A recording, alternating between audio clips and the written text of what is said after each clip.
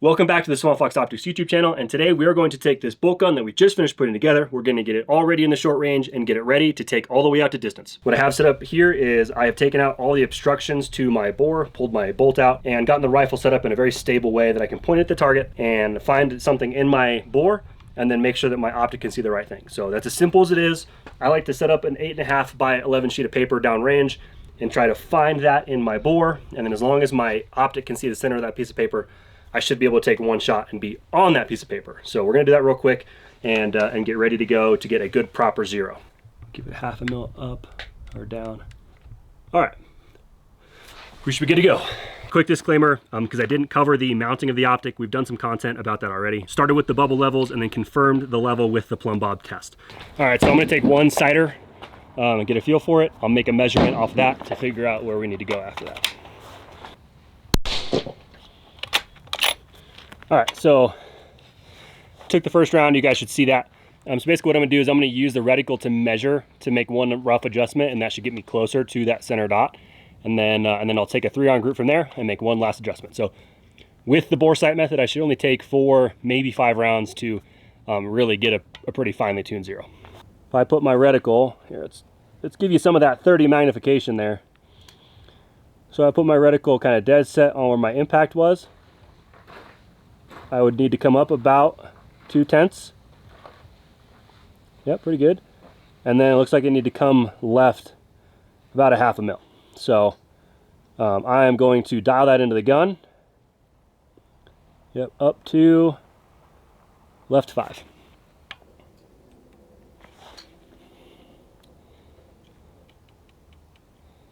All right, might have come up 3. All right, so now that we're a lot closer, we're just gonna ignore that hole there, and then we're gonna send it at that dot that you're looking at. And I got 3 left in the mag here, so let's try and get a nice solid shooting position, something that I can repeat for 3 rounds.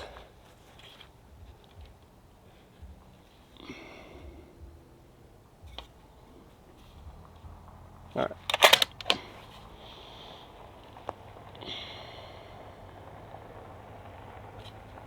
Personally, don't like that much magnification when I'm zeroing.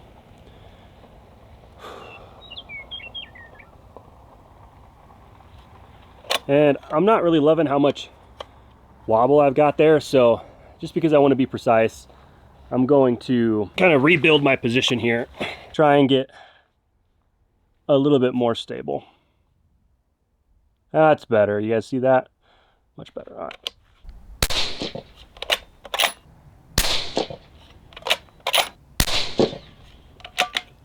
All right, pretty good group down there.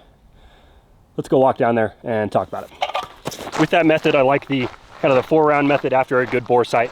We were pretty close on that first shot. You can obviously make the target bigger if you're worried about where that first shot's gonna go. Give yourself some more miss room to identify it. I could go smaller with the target we have, but at the end of the day, it works. And then I made that rough adjustment, got a pretty good group that will give us one more fine tune, and then we'll be able to start grouping this thing, getting some chrono speeds as we prep to move to the long range. Okay, so it's a really nice group. Love that out of a proof barrel. But here's what we're gonna do. So this was our sighter shot here, right? We came up 3 and left 5. And it looks like we are just a little up and to the left. I'm confident that if I make a 1/10 adjustment right and a 1/10 adjustment down and just trust that zero, that it'll be good. I think anything past that point, I'm probably chasing my tail, and I am trying to overcome shooter-induced failure and not gun-induced failure. So we're gonna commit to that and send it. So I got 5 rounds loaded up. Next thing we're gonna do is we're gonna take some groups. But before that, I guess I should mention real quick the rifle that we're shooting and the optics. So this is a KRG Whiskey 3. This is a Solus Action from Aero Precision and a Proof Research barrel. So it's a 6.5 Creedmoor 26-inch barrel for kind of long range / competitive use. And then the optic that we chose for this is our Kentucky Long 5-30. So this optic is a really good pair with this rifle because you have that 5-30 magnification range, but you also have a rifle that can allow you to take advantage of it. A lot of times people put these really high magnification optics on really high power rifles, and it's really hard to kind of spot your impacts and your misses. And so on a rifle that is as heavy as this is, with as long of a barrel as this is, and in a round like 6.5 Creedmoor that's a very pleasantly recoiling round, I can really take advantage of that 5 to 30, especially out on the longer ranges, be able to use some magnification, be able to take shots, and still be able to spot my impacts really, really easily at a higher power. So I love that. So hopefully you guys think that's cool too. I have my Garmin chrono set up now, because now, while we are grouping the rifle, we are also going to be getting data for it. So kind of killing two birds with one stone. If you are getting into precision rifle shooting, especially of this caliber, I can't recommend enough having a chrono. It's going to come in handy so much, especially when you're gathering data. So that's what you're doing right this second. So get this guy set up, get it close to my muzzle there, and then let's take our first of 2 5-round groups. So we're going to shoot 10 shots total. We're going to have 2 5-round groups to give us the baseline accuracy of the rifle with this round, and that'll give us an idea of what the rifle is going to be capable of out at the 500-yard range.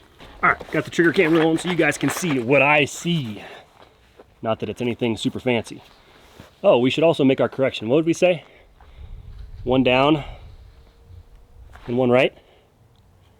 Okay. We're going to slip our turrets later, get reset for the long range, but we don't need to worry about that right now. We're going to still have our Xero and be good to go.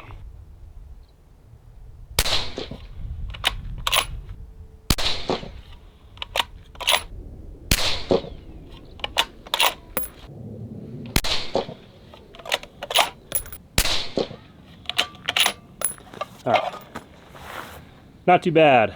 We'll pause there, load up 5 more rounds, send another group. We're gonna do 2 groups in a pretty quick succession, because this is kind of more of a PRS rifle, and that's kind of the string of fire that this thing will be experiencing. So let me go get some more ammo. We'll send 1 more group.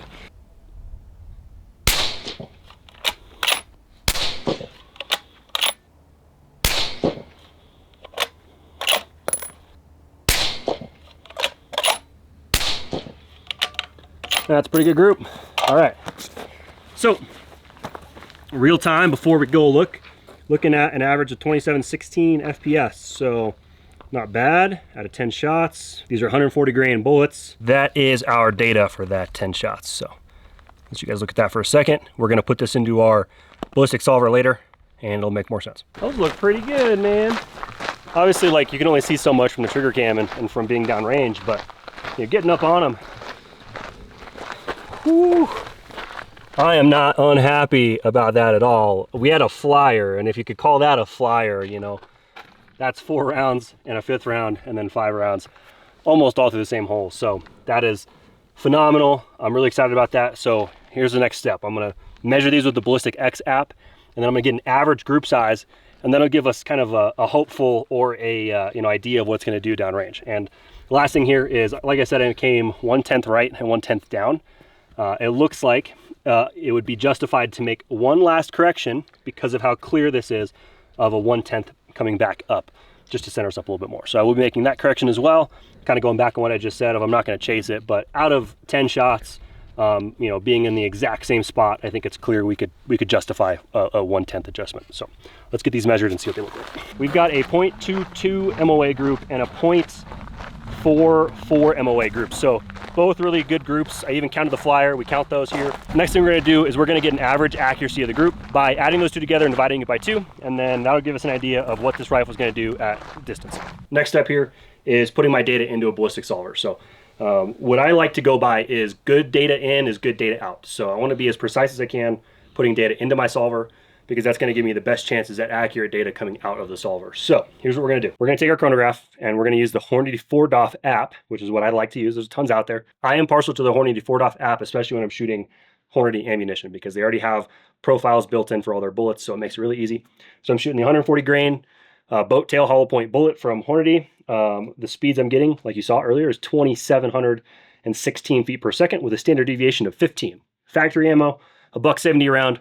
I'm happy. Okay, especially with the groups we're getting. Now I'm going to put all that info into my ballistic solver. And a quick little note here is, if you have to buy either a chronograph or a Kestrel, if you can afford both, buy both. But if you can't, I would recommend buying a chronograph first. And the reason for that is, if I had a chronograph here and I had a Kestrel sitting on the table as well, and I asked my phone to do the job of either one of those 2 things, it's going to do a better job of the Kestrel than it would of a chronograph. And it's not going to do a perfect job, but because I can get general weather data as well as general elevation and humidity data, stuff like that, and I can also put a ballistic solver on my phone, it's going to function better as a kestrel than it ever could as a chronograph. It's not ever going to replace it. Don't hear that. If you have to spring for something, go for a chronograph first.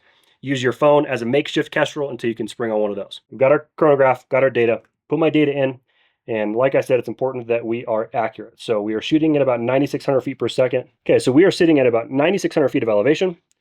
It's probably about 65 degrees out here, and maybe a little more humid because it's a little rainy, so we'll say 50% humidity. So once my data's in, I'm going to set my distance to 500 yards, and it's going to give me a total come up in mils, and that is what I'm shooting with this particular Kentucky Long 5-30. So my come up is 2.7, and that's what we're going to test the accuracy of in just a second. And the way we're going to do that is by using this target. So this target is a giant piece of cardboard with a 3-inch circle in the center. And then what I have done is created a bar with some lines here across the side. And what I want to do is I want to confirm that my elevation hold, my 2.7 MRADs of elevation at 500 yards, keeps my rounds inside of this bar, right? And that's going to tell me that my data is accurate, that everything I put in the solver was accurate, and what I'm getting out of the solver is also accurate.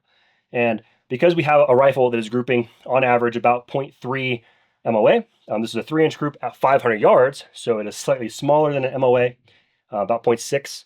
And so we're hoping for enough accuracy to get us in between this bar and keep the rounds as close as we can to the center of that target. So let's go ahead and do that. And before I shoot, like I say all the time, I'm always like, and wait, and wait, and wait. But this is important too.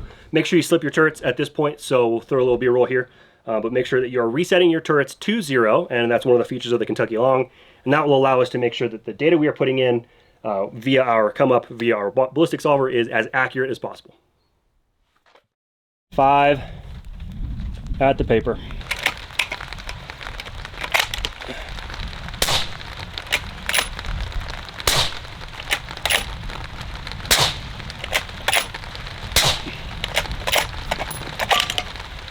Wasn't totally confident on that last trigger press, but all right, let's get this poor thing out of the rain. All right, so we went and pulled our 500-yard target down, and this looks pretty good, all things considered. It started raining on us right as I started shooting. I'm gonna guess that was the shot I felt less confident in. Who knows at the end of the day? But I'm really not unhappy about this. So we'll throw up the group size on the screen. I don't know what it is right now, but we will throw up the group size. It looks really nice, especially for 500 yards. And it looks like, if we're gonna take an average here, that we could go with a slight adjustment to our data and bring this up just a little bit to get us a little more centered up here. So what I can do in that Hornady 4DOF app is I can go to my axial form factor and I can select manually a better elevation hold that would be more accurate to what I needed. So I was holding 2.7 or dialed 2.7 into the gun. I think if I had gone with 2.8, which would have been roughly 1.5 inches higher, it would have brought this group up just a little bit. So I'm going to make that adjustment to my data, and after making that adjustment, I feel really confident about what this rifle is capable of. Out to 500, I'm confident in the data I put in, right? Like I said before, specific data in or good data in means good data out of the ballistic solver. So really happy about that. You know, the gun shoots really nice, and the Kentucky Long in no way inhibits the rifle's ability to be inaccurate. So really excited to see the performance, and like I mentioned previously, having that 5-30 and actually being able to make use of that higher magnification with a lighter recoiling round like 6.5 and a 24-pound gun, you know, get some really cool results. So super happy about this. Excited to continue to do some long range shooting, as well as maybe some PRS matches with this rifle setup. So that's all I have for you guys today. Thank you so much for watching. If you are looking at picking up a KL, we recently moved them to our hot deals section. So if you want to save a little bit of money on an optic like this, you absolutely can. If you need an optic for any of the other naked guns in your safe, visit the website, swampfoxoptics.com, to check one out. And with that, we will see you guys in the next video.